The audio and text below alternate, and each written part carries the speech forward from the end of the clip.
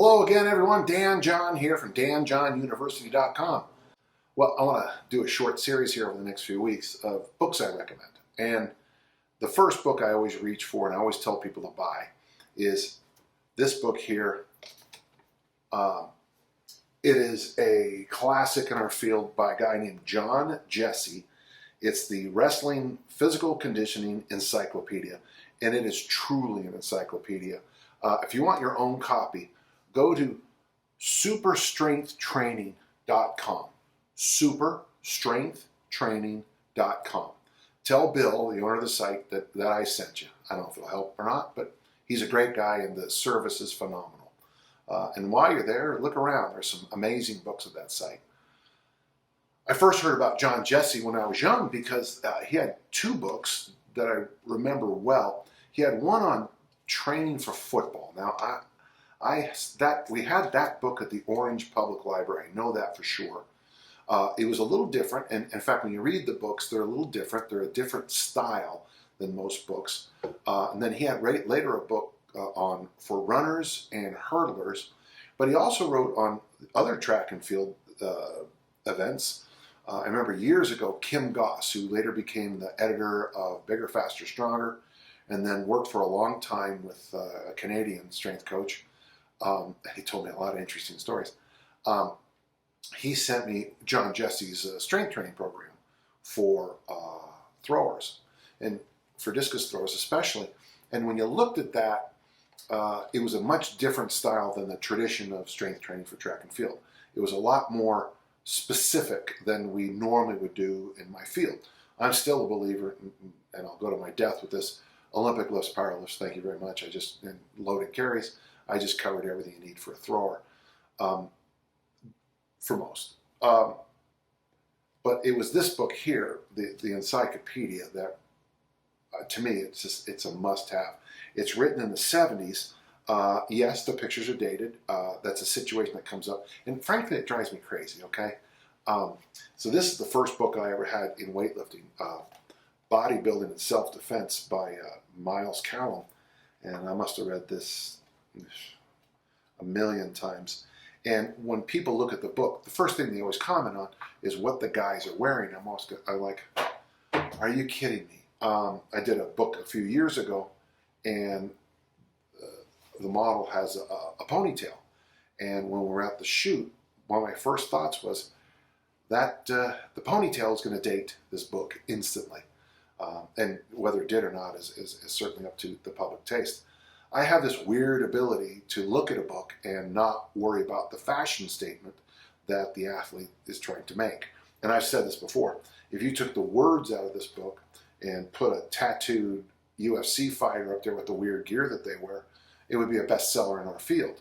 And in 10 years from now, you would put, well, in the 70s, you'd have got the terry cloth shirt and short pants. Fashions always change. Good lifts and good throws don't. I want to talk about this book a little bit, though. It is a compendium. There's materials there that have been stolen by everybody else in the field. And I mean flat out stolen. There are a few chapters, his chapters when he sums physical conditioning, and I talked about that specifically on the resources workshop. His idea was pretty simple, 3 days a week of strength, 3 days a week of conditioning.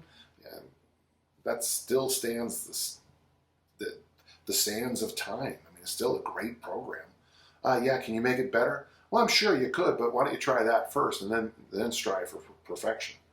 The chapters I want to bring your attention to, that in fact it's kind of nice because I quote this in my hardstyle kettlebell book.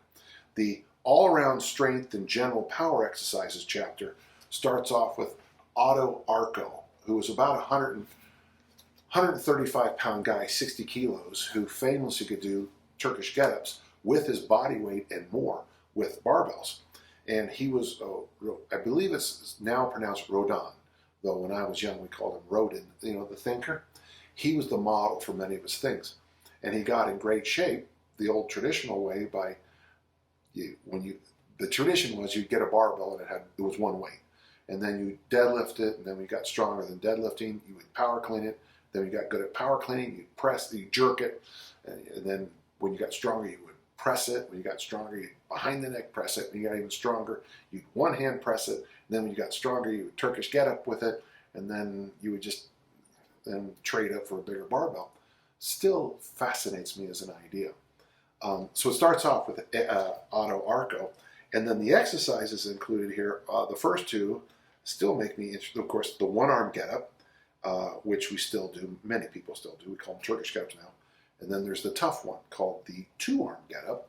Next time you get a chance, sit down on the ground with 2 kettlebells or 2 dumbbells. I would suggest going very light and start on the ground, the bells on your chest, and then stand up with them. And good luck on that. Dumbbell clean and jerk, barbell clean and jerk, barbell push press, barbell jerk press, dumbbell jerk press, shoulder bridge press, squat and press behind neck, overhead squats, jumping jacks, which is something you don't see very often, jumping squats, which we did a lot of, bouncing split squats, still probably one of the more interesting exercises in history, deadlifts, and then one-handed deadlifts. After that, he moves into what we would now call kettlebell or dumbbell snatches, but at the time he called them one-hand swings, finishing in a lunge with the bell overhead, two-hand swings with both bells over your head, straight arm swings, which I don't think a modern practitioner would do, and then high pulls to the waist, high pull to chest, bent over high rowing. It's a kind of a combination of a bent over row and a high pull, dead hang high pull, dead hang clean, and then power curls. And it then goes on to a whole bunch of exercises that are you wouldn't see very often. Barbell swings where the weight ends up over the side like that. Lots of twisting and rotation exercises that you don't see a lot of anymore, and probably for a good reason. I love that chapter because in my world, I just gave us the lifts that you need to do to be superior in the discus ring, the Highland Games, the shot put ring, the hammer ring, and the javelin, and probably American football and rugby. But there's some other chapters that are kind of fun. There was a piece of equipment called a swing bell. Now the swing bell is, in fact, you can, oh, by the way, there's great, in the early part of the book, he shows you how to make a squat rack, neck harnesses of various kinds, all kinds of home machines with all the information you need to make homemade home equipment. The swing bell was an interesting bell. The kettlebell, of course, is a cannon bell with a handle. The swing bell is a little similar in the exercises, but different. Basically, you take the stick of a dumbbell and you put the plates here and you put the collars here. So really, it kind of looks like an ab wheel with load. And it was popular when I was young, but it disappeared by the time I had gotten into certainly high school and college. So it disappeared in the mid-70s. But the exercises are, you put it here like this and you do snatches and swings and all kinds of things, twisting deadlifts, forward rolls, a variety of overhead squats, and the flexibility you need to do that is amazing. Full body swings, and again, just a million variations on every exercise. Because what this book was an encyclopedia. Sandbag exercises, club bells, anything you could think of that has the word bell in there, he had a chapter dedicated to it. And this is just historically interesting, but I swear to you, that famous book by Anderson on stretching, that book that everybody had at one time, I swear the pictures come right out of, I can't get that good enough for you, but the pictures in Anderson's stretching book look to me to be the exact same pictures that we have in this book. There is great anatomy information here, great information on practically everything you can think about. I, folks, love this book. It is the book I think should be on every strength coach's shelf as a historical document and as a reminder that everything we do has been done before.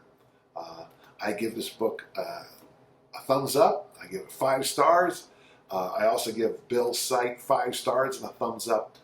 This might be the first book in your lifting library.